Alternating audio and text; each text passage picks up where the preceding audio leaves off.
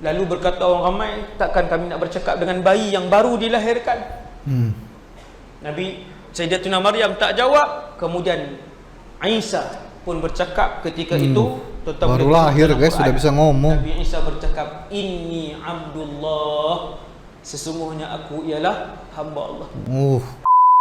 Amalatu sebalona hijau dor, hatiku sangat terkacau. Balku tinggal empat, ku pegang merah terang. Halo, assalamualaikum warahmatullahi wabarakatuh. Kembali lagi di Indoriek TV. Oke, assalamualaikum semua. Hari ini kita lanjutkan lagi menambah ilmu, menambah keimanan kita ya, dengan melihat ceramah-ceramah ustadz yang bagus-bagus. Dan kali ini kita lihat sejarah kenabian lagi guys ya. Dan kali ini ada video dari Taman Surga Awak, yaitu adalah video dari Ustadz Wadi Anwar. Nah, ini judulnya Kisah Ajaib Nabi Isa Bercakap Ketika Baginda Masih Bayi. Nah, aku juga pernah dengar cerita ini guys, riwayat ini, kalau Nabi Isa waktu masih bayi itu diberikan mukjizat, dia bisa ngomong gitu ya, bisa cakap gitu. Tapi aku belum tahu cerita detailnya seperti apa. Memang Nabi Isa kan memang banyak mukjizatnya ya. Dan kita akan lihat seperti apa ceritanya. Ini cerita pendek dari Ustadz Wadi Anwar ya, tentang mukjizat yang satu ini dari Nabi Isa. Tapi sebelumnya, untuk kalian yang terlewatkan atau tertinggal video-video aku sebelumnya, silahkan cek description box di bawah, sudah ada link playlist lengkapnya. Kalian hanya perlu klik di sana dan sudah lengkap semua itu guys. Dan jangan lupa juga share video ini ke teman-teman kalian, ke sosial media kalian, ke Instagram, Facebook, Twitter, WhatsApp grup juga boleh guys, supaya lebih banyak yang mendapatkan manfaat dari video ini guys ya. So, langsung aja kita lihat ya ceramah dari Ustadz Wadi Anwar yang satu ini. Yuk. Indoriek. Oke, ini dia guys, videonya dari Taman Surga Awak.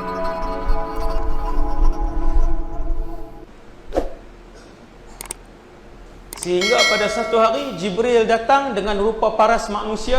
Oh, ini ceritanya dari Bila Jibril ada Maryam di depan dia, dulu ya. bila Jibril duduk di hadapan dia, Sayyidatuna Maryam pun tengok. Dia kata, aku berlindung dengan Allah Oh iya. daripada engkau. Dari yang awal kunta ini, taqiyya, dari masih dalam kandungan. Bertakwa kepada Allah. Tuan-tuan, Sayyidatuna Maryam sudah sampai satu maqam yang cukup tinggi macam tu, dia pun tak kenal yang tu adalah Jibril, sebab berupa-rupa manusia. Oh, ketemu Jibril ya. Oh, waktu Jibril mau mengabarkan kalau dia kita hari ni ada dapat anak gitu.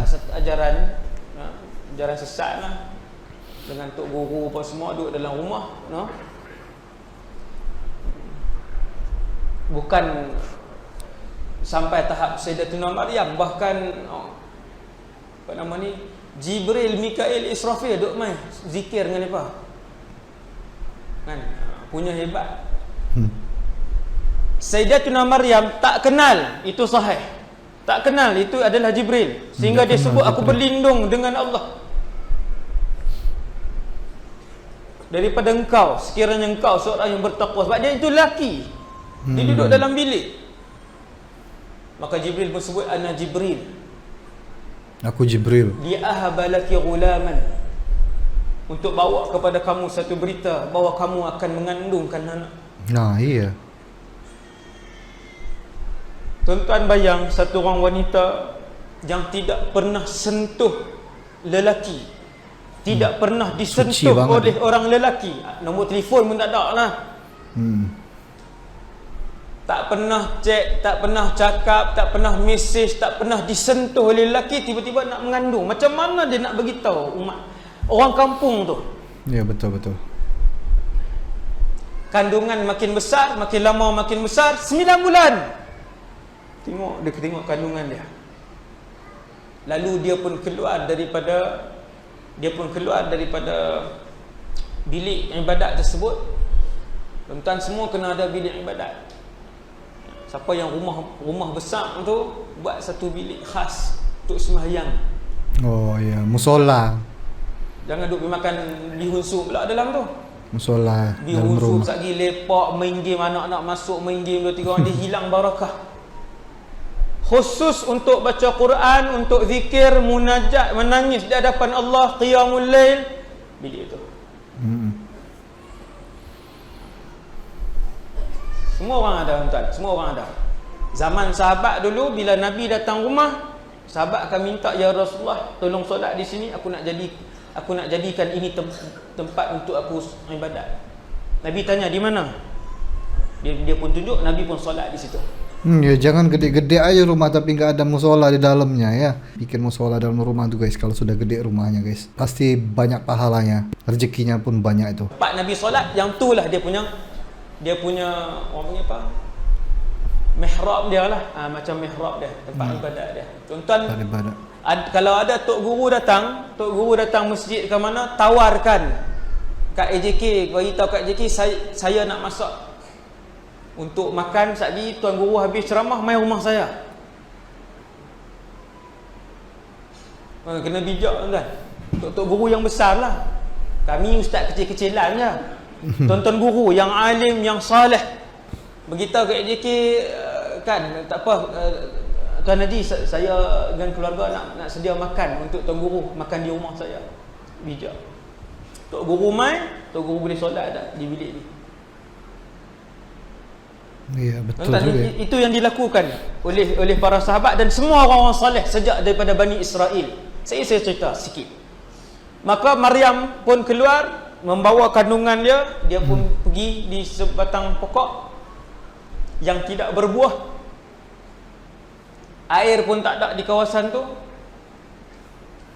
Jadi datang saat untuk melahirkan anak. Maryam juga merasakan kesakitan melahirkan anak. Dia rasa Di bawah saat-saat pokok itu tuan. melahirkan. Dia bukan bila satu orang tu dah jadi orang yang Allah sayang, jadi wali, tak rasa apa. Kena pisau pun tak berdarah. Berjalan 100 km tak letih. Bukan maksudnya tuan-tuan bila jadi waliullah sampai dia tak rasa, dia tak ada asbab ni, tak ambil asbab, bukan begitu. Makhluk terbaik alam Muhammad sallallahu alaihi wasallam pun makan. Betul. Memang ada mukjizat, Rasulullah tak makan beberapa hari, tak jadi apa. Itu mukjizat Nabi. Tapi yang 63 tahun Nabi hidup, kebanyakannya Nabi makan kan, Nabi tak makan? Makan. Itu menandakan bahwa Nabi itu juga tak manusia. Tidur langsung, itu mukjizat Nabi. Ya, Langsung tidak tidur, itu mukjizat Nabi. Tapi yang 63 tahun tu Nabi tidur ke tidak? tidur. Asbab. Asbab. Jadi kemudian melahirkan, saya pendekkan lah. Kemudian melahirkan anak. Sebelum melahirkan anak, punya risau Sayyidatuna Maryam, risau, takut, resah dia. Apa tuan-tuan paling risau apa? Seorang wanita muda nak melahirkan anak, macam mana nak rasa kesakitan, siapa yang sambut bayi, dia seorang saja. Dia seorang saja. Berkata mufassirun, bukan itu yang dirisaukan oleh Sayyidatuna Maryam, bukan itu yang dia risau. Bukan kesakitan melahirkan, bukan siapa yang akan sambut, bukan macam mana dia nak besarkan anak. Tuan-tuan, nak membesarkan anak, nak pelihara anak, satu benda yang susah. Bayi, benda yang susah. Kalau dia sakit, kalau kita tak tahu, bayi. Tapi Sayyidatuna Maryam dia bukan risau yang tu. Yang dia risaukan ialah keturunan dia, keturunan yang mulia. Datuk dia orang yang mulia, nenek dia orang yang mulia, ibu dia orang yang mulia, ayah dia orang yang mulia. Tiba-tiba dia mengandung dan melahirkan tanpa suami. Iya. Orang-orang ngomong apa gitu nanti di dalam alam ini, dan itu juga yang terakhir. Oh, Kalau ada tuan, terakhir. semenjak Nabi Adam diciptakan sampai kiamat, yang melahirkan tanpa suami seorang tu saja. Oh. Kalau tuan kata Hawa ada suami, Nabi Adam AS. Yang melahirkan tanpa suami itu saja seorang. Apa yang dia nak jawab? Takkan bila orang tanya, ni mana suami kamu? Memang saya macam ni. Saya Allah Ta'ala takdirkan. Iya, saya bingung kan lahirkan jadinya tanpa jawab. Siapa yang 1 bilion dalam alam tu yang akan percaya dengan percakapan dia? Tuan-tuan, siapa dia yang akan percaya? Macam hari ni 7 bilion. Nggak ada yang percaya pasti. Seandainya Maryam hidup pada zaman ini, siapa yang akan percaya dengan perkataan dia tu? Allah takdirkan aku melahirkan tanpa suami. orang Nggak ada percaya. kecuali keluarga terdekat. Maryam ni bukan datuk, nenek, mak, ayah dia, bapa saudara, kesemuanya orang soleh. Tuan-tuan tengok dalam Quran, Nabi Zakaria itu juga saudara Maryam, dan juga Yahya. Iya, Kan? nabi-nabi. Yahya, sepupu Nabi Isa pun rasul, tu semua keluarga dia pun, tuan-tuan. Dalam Quran Allah sebut ya ukhta Harun, maka na abuki, ya ukhta Harun, wahai ukhut Harun, saudari perempuan kepada Harun.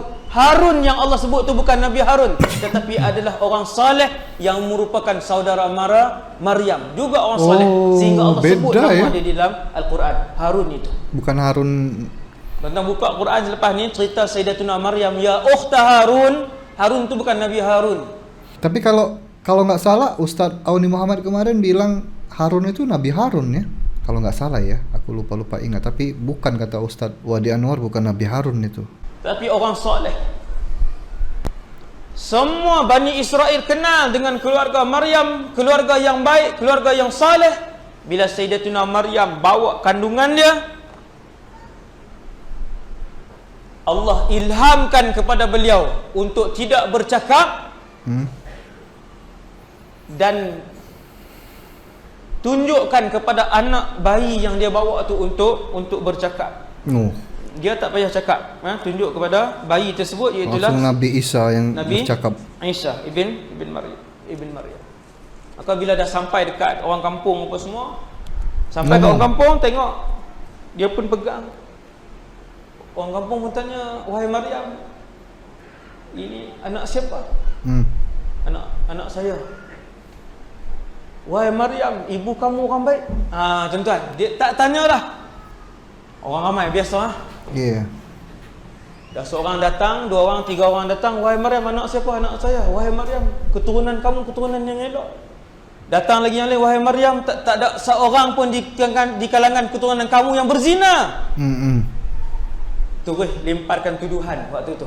Bani Israel terus lemparkan tuduhan. Dituduh macam-macam ya. Sayyidatuna Maryam diam, dia tak jawab. Orang datang semua, dia tak jawab, dia diam saja. Dan akhirnya ditunjukkan kepada Nabi Isa. Ditunjukkan kepada Nabi Isa.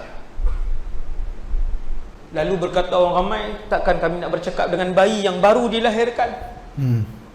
Nabi Sayyidatuna Maryam tak jawab. Kemudian Isa pun bercakap ketika itu. Baru lahir guys, sudah bisa ngomong. Nabi Isa bercakap, Inni Abdullah, sesungguhnya aku ialah hamba Allah.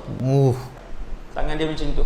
Ini bayi itu, tangan dia naik macam ni, tuan-tuan. Jari ini dia ada rahsia, tuan-tuan. Kan menunjuk Allah. Tasyahud. Ini dia ada rahsia dia. Tapi tak ada hadis lah apa rahsia dia itu tak ada hadis. Yang tu belajar tajuk lain. Yang tu dia ada rahsia dia. Para mufassir, sebahagian ulama tafsir sebut ketika Sayyidatuna Isa bercakap ketika bayi itu, Inni Abdullah, aku ialah hamba Allah, sambil mengangkatkan tangannya di atas daripada bahu tu, dan keadaan bukan dia berdiri lah tuan, nampak sangat tu, diri berjalan pula kan, dalam keadaan berbaring tu lah. Kat tangan, sesungguhnya aku ialah hamba Allah, ataniyal kitab, Allah menurunkan kepada aku kitab. Sebahagian ulama tafsir dari bayi sudah kitab ngomong itu ialah Injil. Memang kita Injil lah, ngomong seperti itu ya, diturunkan oleh kitab Sayyiduna Isa daripada dalam perut ibunya lagi. Dalam perut dah baca, ibu dia baca dengar, Maryam sudah dengar bacaan itu. Luar biasa. Itu bukan sanad yang sahih lah. Bukan sahih guys, aku juga baru tahu itu. Yang ni betul, yang ni yang Quran punya. Iaitu dia bayi yang bernama Isa itu melihat orang ramai, aku adalah hamba Allah, Allah Ta'ala telah memberikan kitab kepadaku, wa ja'alani nabiyya, dan menjadikan aku seorang nabi. Tuan-tuan, bila dia bercakap inni Abdullah, aku hamba Allah, Allah pilih aku menjadi nabi, ayat itu membersihkan ibu dia Maryam alaihassalam. Bersih Sayyidatina Maryam, maksudnya bukan berzina. Ya, betul. Memang anak itu daripada kandungan Maryam yang halal, tapi penuh dengan keberkatan. Wa ja'alani nabiyya wa ja'alani mubarakan aynama kunt. Tuan-tuan, ni ayat Quran ni. Allah telah menjadikan aku nabi, Allah telah menjadikan aku ini berkat di mana sahaja aku berada. Wa awsani bis salati waz zakah. Allah telah berpesan kepada aku untuk tidak meninggalkan solat dan zakat. Tuan tengok apa yang dia sebut. Oh, solat dan Tidak zakat. meninggalkan apa? Tidak meninggalkan solat dan zakat. Wa barran bi madum tu hayya, selama mana aku hidup. Wa barran bi walidati. Nabi Isa pun tengok ibu dia. Ni sebelum nak sebut ayat ni, dia pun tengok ibu dia.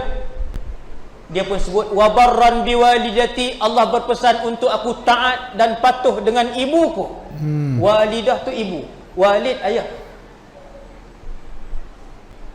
Walidah ibu. Kenapa dia tak sebut wali walidayya, ibu dan ayah? Sebab dia tiada ayah. Sebab Nabi Isa tak ada ayah.